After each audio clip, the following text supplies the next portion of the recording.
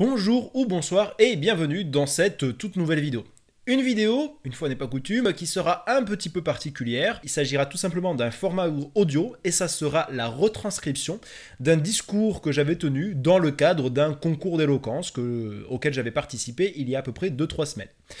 Voilà, dans le cadre de son concours, nous étions plusieurs participants et nous avions trois sujets au choix et le sujet que j'avais choisi s'intitulait « Faut-il mettre un terme au mix ?»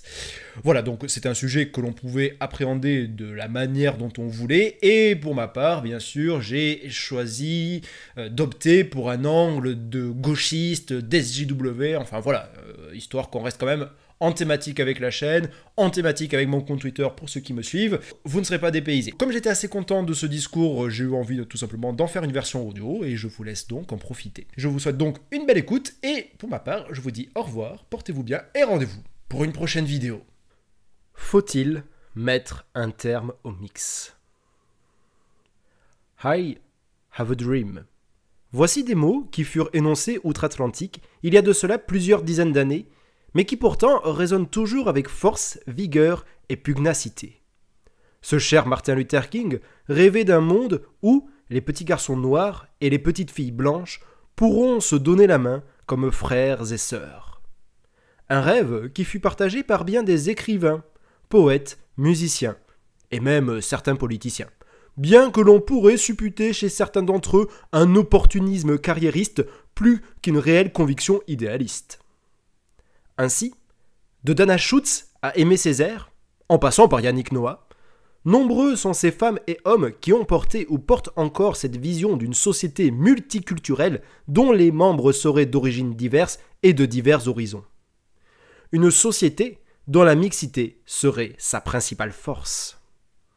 Je fus pour ma part touché également par un tel rêve.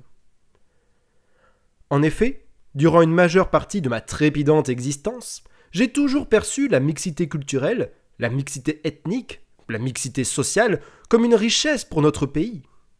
Évidemment, par honnêteté intellectuelle, je me dois de confesser que mes origines auront pu avoir une influence et biaiser légèrement mon point de vue sur la question. Naturellement, je ne pouvais qu'éprouver un attachement à cette mixité culturelle. Sans cette mixité, je ne serais pas présent actuellement à avoir l'immense plaisir de discourir en votre charmante compagnie. Je vous rassure, il ne s'agit pas là d'une honteuse tentative pour vous soudoyer afin de m'attirer vos faveurs. En conséquence, le sot qui se présentait à moi en m'affirmant son souhait de voir cesser cette mixité, en m'évoquant sa volonté de mettre un terme au mix, je le rabrouai prestement de toute la verve et la fougue dont je pouvais faire preuve. Mais il y semblerait que je fus malheureusement dans l'erreur. Au vu des actualités, il apparaîtrait que ce mix, que j'imaginais comme une richesse, soit en réalité ce qui participe au déclin de notre pays. Il est impossible d'y échapper. Tous les médias ont ces mots en bouche. La France est à l'agonie, et le phénomène du grand remplacement est en marche. Nous aurions même trouvé les coupables. Il s'agirait des racistes, des universalistes, des wokistes, termes dont je n'ai pour le moment pas bien compris la signification, mais passons sur ce détail.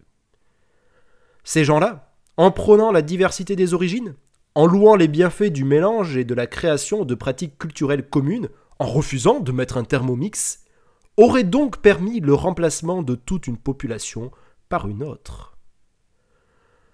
Dans un premier temps, je ne prêtais qu'une oreille amusée face à ces déclarations. Ce ne sont là que de pures élucubrations proférées par des nigauds inconséquents dont la bêtise n'a d'égal que l'aigreur de leur propre existence, me disais-je naïvement, pétri d'illusions qui m'empêchaient de réaliser l'horreur de la situation qui est pourtant actuellement en train de se produire. Mais un jour, il m'a fallu ouvrir les yeux sur une réalité dont je n'avais nullement pris conscience. Alors que je visionnais gaiement un échange entre Jean-Luc Mélenchon et des étudiants d'une haute et réputée école de commerce, soit l'élite de la nation, j'ai pu alors découvrir un témoignage édifiant, voire tétanisant. Osons le terme, traumatisant. Le témoignage d'un étudiant ayant été confronté au phénomène suscité. Alors qu'il rentrait de sport, le jeune homme s'était introduit innocemment dans une boulangerie afin de s'enquérir d'un sandwich jambon-beurre. Or, quelle ne fut pas sa stupeur d'apprendre que dans cette boulangerie il n'en était point servi. « De quoi ?» m'exclamai-je alors avec un effroi terrible. « Une boulangerie qui ose ne pas servir un tel mets ? Quel affront ! Quel sacrilège ! Cela signifierait-il que le jambon beurre pourrait disparaître ? À en croire les experts en la question, cela serait inévitable. » Le souffle m'en fut coupé. Voici donc que l'évidence se dévoile sous mes yeux éveillés. Cette évidence que j'avais longtemps ignorée ne pouvait plus être dissimulée.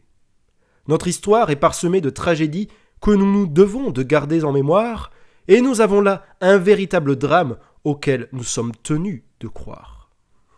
Il y eut auparavant la déportation de populations en raison de leur appartenance à une communauté. Il y eut l'esclavage de peuples en raison de leur couleur de peau. Il y eut encore l'exécution de gens en raison de leur orientation sexuelle. Et il y a aujourd'hui la disparition du sandwich jambon-beurre dans les boulangeries. Oh, j'en vois qui pourrait sourire face à de telles déclarations. Mais ne riez point, car s'il devait y avoir un seul socle à notre identité culturelle, cela serait assurément le fait de débourser plus de 3 € pour 2 tranches de pain sur lesquelles sont étalés du beurre sans saveur avant d'y entreposer une demi-tranche de jambon bon marché. Voilà ce qui fait la France. À la suite de cette prise de conscience, il m'a été nécessaire d'en savoir plus sur les effets de ce grand remplacement, et donc d'aller prêter oreille attentive aux autres témoignages de ces nouveaux survivants. J'allais alors de déclaration en déclaration, et je découvrais que les souffrances endurées étaient insoupçonnables et insupportables. Moi qui vivais dans un monde idyllique, voici que j'apprends horrifié que des apéros se déroulent sans saucisson, que le couscous est devenu le plat préféré des Français, ou que l'on chante du faudel dans les mariages, mais que l'on ne s'ambiance plus sur les lacs du Connemara. Tout cela est bonnement inacceptable. Ces investigations m'auront finalement conduit aux déclarations de la porte-parole de feu l'association Génération Identitaire, Thaïs Descuffon, qui est par ailleurs toulousaine. Assurément, notre chère ville rose, qui pouvait déjà s'enorgueillir du privilège d'avoir accueilli en son sein de grands noms, Claude Nougaro, Michel Despax, Marguerite Canal, Jean-Luc Reichmann, peut à nouveau se vanter d'avoir vu naître une telle personnalité.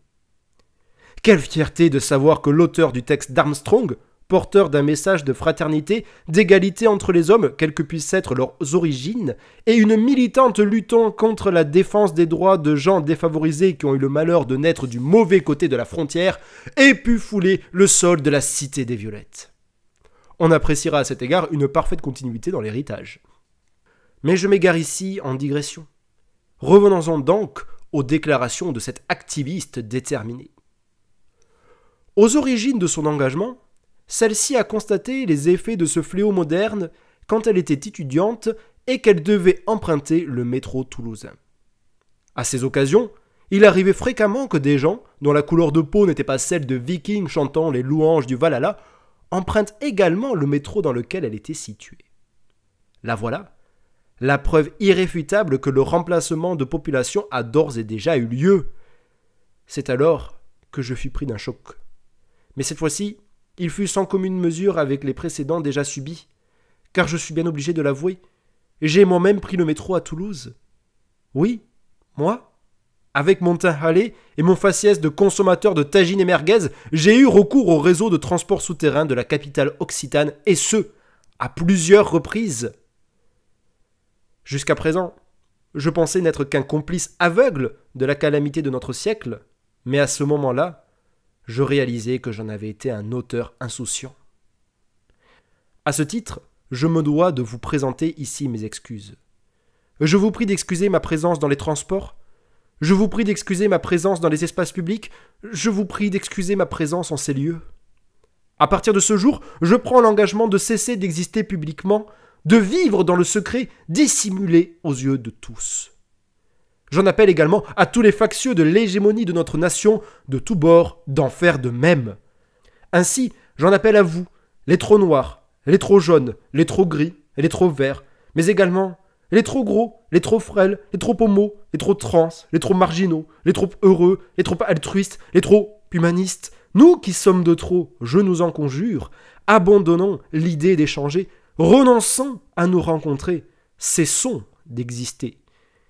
Il nous appartient de mettre un terme au mix. Il en est de notre devoir afin que les aigris puissent survivre.